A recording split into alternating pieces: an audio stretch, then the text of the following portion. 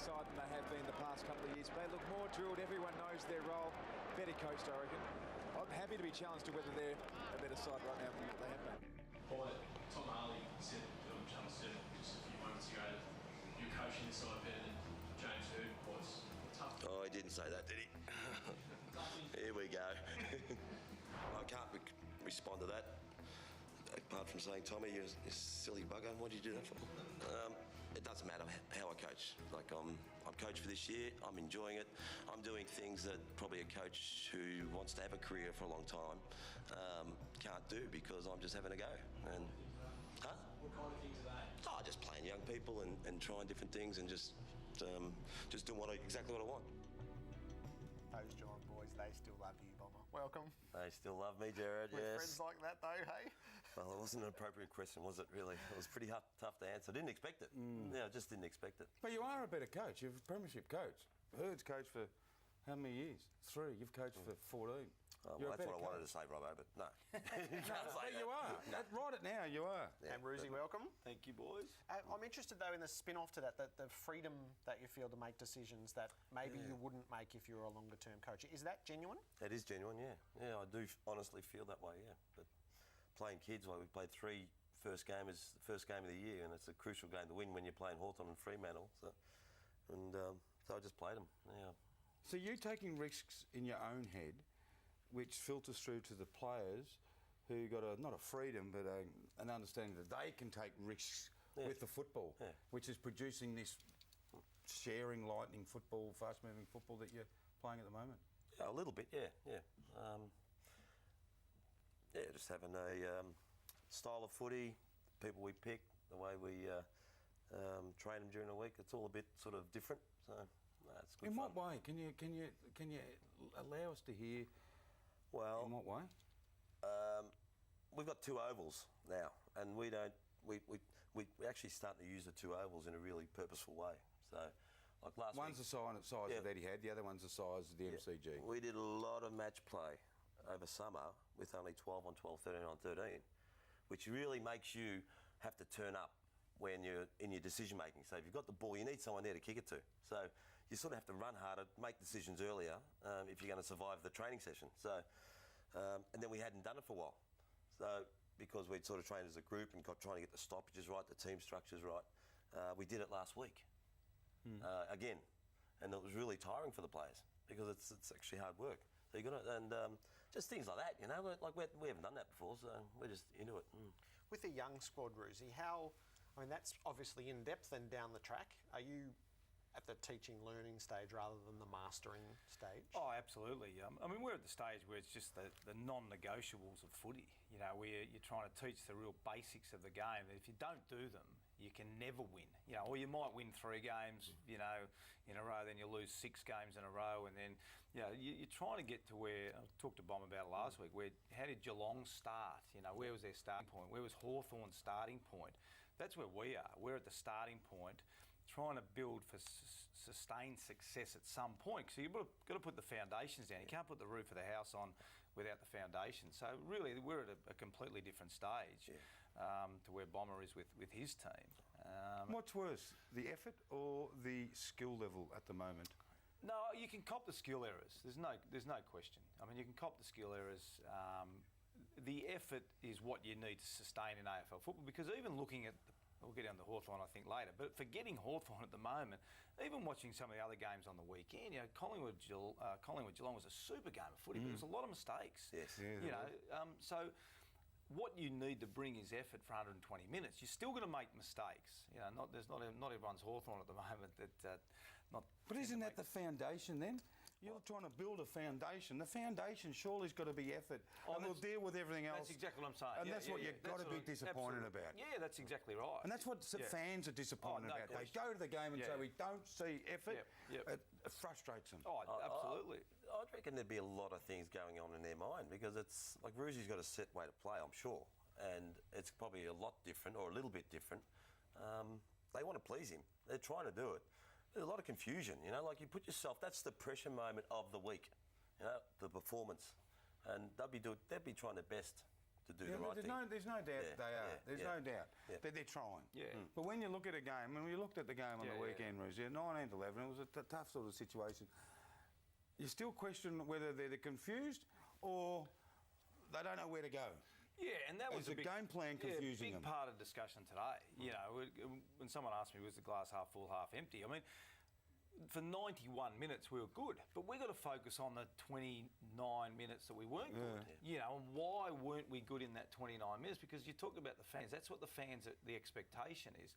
Yeah, the 90, 91 minutes, I think we're 1 point ahead, you know, going the last quarter. So what happens there? And that's the stuff that we're really... Are we teaching them properly? You know, are they... You know, we'll have a good discussion about that tomorrow. What's your age of your teammate are you putting out, and experience-wise, like average 70 games? Yeah, the game. We got older, Matty Jones and Turlick and these guys, but they haven't played a lot of footy. Yeah, Giorgio's older, he hasn't played a lot of footy, so you've got a combination. So games played's not high. There's a few more experienced guys, but they haven't played a lot of football. So we're looking at ourselves too, Robbo, absolutely, because there is an expectation. I mean, I feel absolutely responsible for the last 4 or 5 years, even though I wasn't there. You know, you understand what the fans have gone through, you know, and you understand what their expectations are. So it's hard for me not to sort of sit there and worry about last year and the year before and the year before that. Last one, Melbourne. 3/4 time, the game's in a balance. They wipe you off the park in the last quarter. Tackles, the contested ball. And these are the things that fans look at and go, what happened? Are they fit enough? Did they just run out of legs? Is it a case of fitness? Or is it a case of not many games experience against a younger, hungrier team? What did you put down that last quarter? Wouldn't be much younger, Robbo, I don't reckon. Yeah, I mean... Shaw and Mumford have they've helped. I wouldn't underestimate really Mumford's... He was awesome. He was Mumford's awesome. the most critical player of that team at the moment. There's no question. Because the kids are going to develop naturally. That was going to happen. But all of a sudden you put... And I coached Mumford as you did, Bomber. Mumford at his best, he's not in the best he's not the best ruckman in the competition. He's top 2 or 3. He's fit again. He's healthy again. So that allows those kids to develop naturally. But it puts a big, strong body around the contest. They just live off him, don't they? Yeah, they sort of feed off. live But off. he was terrific. But in answer to your question, we got to. You know, why did we drop off? You know, we got to. Why did guys not go to the right structures? Is that because we're not teaching them and they're not learning quickly enough? So look, there's frustration. I think Bomber said the players don't not try, but we've got to work out why they drop off, and that's a big part of this week. His cameras are a long way back, Bomber. You're much used to having them a bit closer in your face. Bit of ducking and diving going last night. Oh, well, I haven't seen it. Well, we can show it to you. I know what happened. It's the beauty of television. Yeah. So... Are you going to show it now? Here it is. Here it is. I was about to have a yawn and put my arms up and have a stretch. and I thought, I looked up and I seen myself on TV, so I go, oh, no, just got out the back and I seen, there's a couple of sponsors there, Sonny Roth. And I said, you'll get on TV, boys. So imagine if you were having a big yawn. I know. Yeah. Right up there with the same. I didn't expect the camera to be on. when he was coaching the Cats. Imagine that. I thought, no more. What about you? You were captured on film too, going off your head.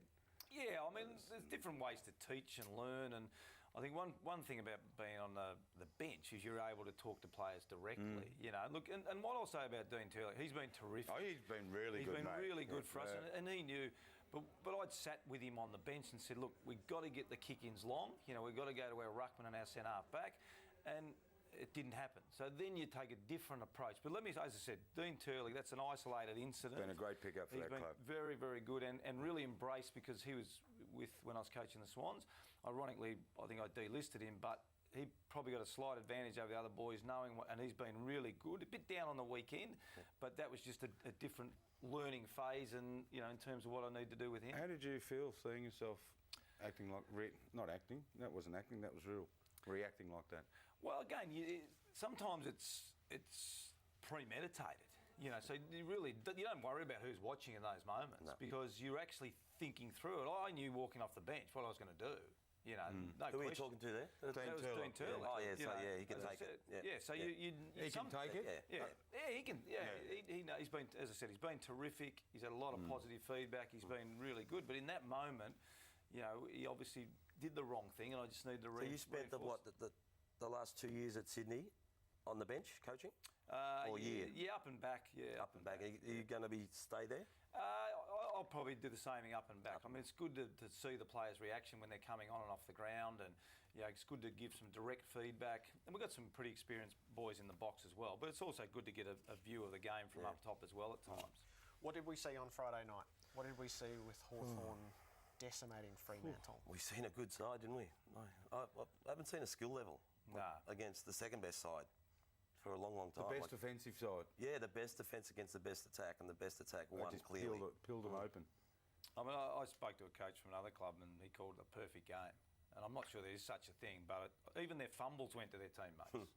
And their ability to retain the ball and look, they're experts in their craft. They know exactly where to go, when to go. They know someone's going to be there. They're so predictable to one another. Even though there were key people missing, and this was the most interesting aspect to it, is you build your system and then you plug them in. But with those set of players missing, they not only didn't skip a beat, they were as good as they've ever been. And that's what we talked about before, where we're at and where Bomber's trying to get his team at the top end. It's a system team. It's a culture. It's not they've got plenty of talent, don't get me wrong, but it's not predicated necessarily on talent. That's what we're all trying to do. Do your boys train at Melbourne like they trained at Sydney? Or is it just... they're learning, they're learning. And I think it depends on the development of your list and whether... Look, our training habits are good, but then, you don't get a lot of time during the week, do you? No. So it's for those... Isn't that crazy? It's a crazy thing. I'd say that the Essendon boys, when we got there 4 years ago, just their training standards were just poor. Yeah. And now we're consistently getting better. We've had to drive that thing, because, that's what was happening in the games. Well, because you only get about an hour and a half during the season. That's about it. So if you're not training flat out, during the week, it's hard to improve when you're lower down. It's not so bad for a Hawthorn when they're experts and they know what to do, and their practices in game time. If they can get their team on the field. I dare say, mate, that at Hawthorn, younger blokes would be easier to play at Hawthorn than it would any other club. Oh, no doubt. Yes. No doubt. So they can come in and just be... But the expectation on them is a lot higher as well. Because if you're going to come in and play in this Hawthorn team... But they set the standards in the seconds, Robert. Yeah, they don't set them in the seniors. Bottom teams have to set some of their standards in the seniors, whereas top sides, and I'm sure it happened with you towards the end there, guys, unless... They wouldn't get a game unless they adhered to minimum standards. So they're already doing them in the seconds AFL. before they actually arrived in the seniors. Yeah. You've got to do a lot right, don't you? A good club to get in. Are you going to tell us what Courtney Dempsey did? Huh? No, he's just been late for things. Yeah. Is that all? Yeah, that's it. Yep, simple. But not just once or twice. It's been a whole, recurring thing that over time. And it's hurt him. It's hurt us, because he's a good player. He's a good player. Not played yet, and he's a very, very good player. Like, when he gets back on, we're just going to love him. Well, when he gets back on, you're putting him on half-back flank and you're starting 18. Absolutely, yeah. So that's an issue to do with football. You've got an issue obviously coming to a head with Mitch Clark now that Robbo wrote about on Saturday, and Chris Dawes spoke sort of really deeply about with his friend. That football's the secondary, not even a secondary consideration. Will this reach a head shortly? As far as I know, possibly. I mean, I haven't got that involved in the stuff that you spoke about, Robert, other than, my message to Mitch have always text message, hope you're going well, mate. If you need anything, let me know. A couple of responses back. So I've really just let him get away from football. I believe there's going to be some discussion maybe tomorrow or Wednesday, but once you're in the season, my concern was for Mitch and making sure he's okay, and I know the doctors are all over that as well. What happens if he decides to play footy? I'm 100% supportive. If he wants a longer break, we're 100%. If he says I'm going to give it away, but I don't know at this stage. Yeah. From what I know today, he's not walking away from the footy, but he's not walking back into footy at this stage yet. So it's just an issue that he and the club and his family have to deal with. Well, good luck against Carlton, and you've got the trip to Perth, so I'm sure the Dockers will fight back, but what we saw last night, you'll give them a run. Well, yeah, I'm sure they'll fight back. I think they'll be a bit sparkier, a bit nastier than they were last Friday night. Bomber Thompson and Paul Roos with us on AFL 360 every Monday night. Another coach tonight on the couch. Next, Brendan McCartney after the Bulldogs' first win of the season.